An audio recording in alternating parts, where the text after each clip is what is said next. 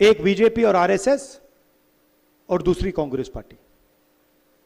तो लड़ाई इन दोनों के बीच में है और पूरा देश जानता है, समझता है कि कांग्रेस पार्टी ही आरएसएस और बीजेपी को हरा सकती है।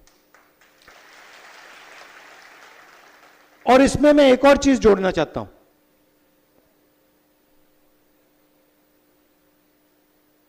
कि सबसे पहले अगर हमने आरएसएस और बीजेपी को देश में हराना है तो रास्ता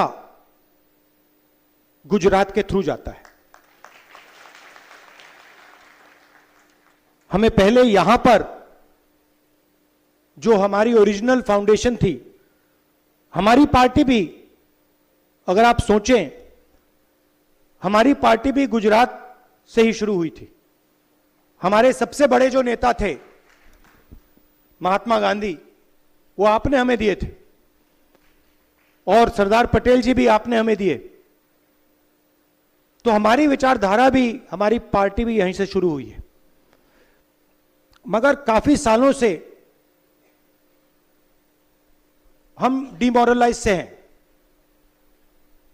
गुजरात में डिमोरलाइजेशन है नहीं है ना? थोड़ी, मतलब थोड़ा लग रहा है कि भाई ये बड़ा मुश्किल काम है। तो मैं यहां आया हूं आपको बताने कि ये कोई मुश्किल काम नहीं है, ये आप लोगों के लिए आसान काम है। और आप देख लेना, हम ये काम गुजरात में पूरा करके छोड़ेंगे।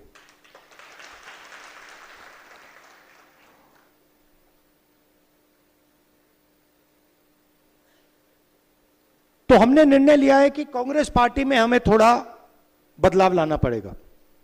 अभी मैं आपके डिस्ट्रिक्ट के सीनियर नेताओं से मिला और बहुत अच्छा डिस्कशन हुआ, और उन्होंने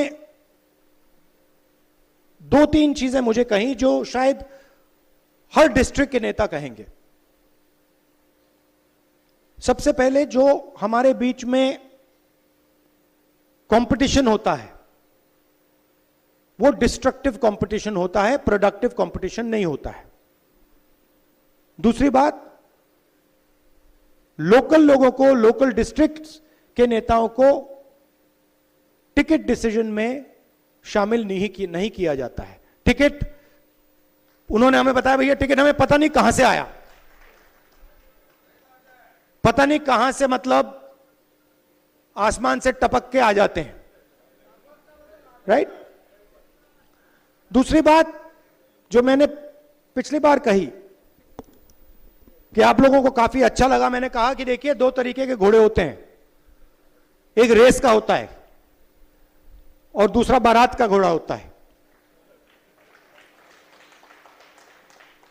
अच्छा, उसमें तीसरा भी होता है, उसको जोड़ देता हूं, एक लंगड़ा घोड़ा भी होता है।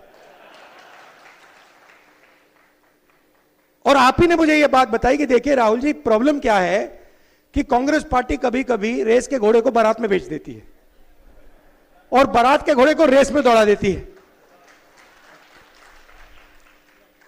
तो हम ये बात, इन घोड़ों को हम थोड़ा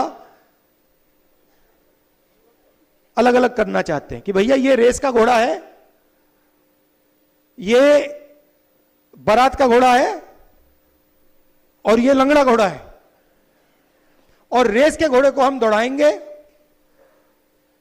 बारात के घोड़े को हम नचाएंगे,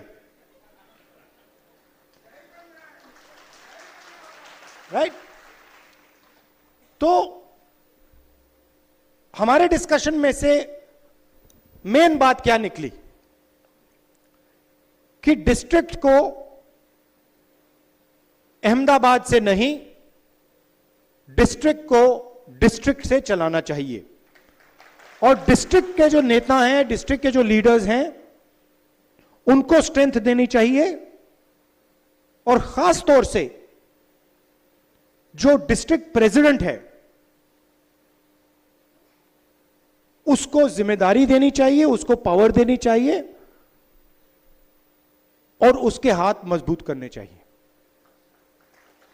और ये काम हम अब शुरू कर रहे हैं।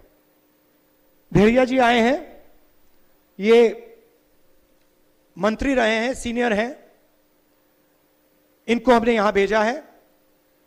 गुजरात के भी लोग आए हैं, जिग्नेश आए हैं, 2-3 और लोग आए हैं। ये आपसे बातचीत करके हमारे को 5-6 नाम देंगे जिनमें से आपका डिस्ट्रिक्ट प्रेसिडेंट चुना जाएगा। District president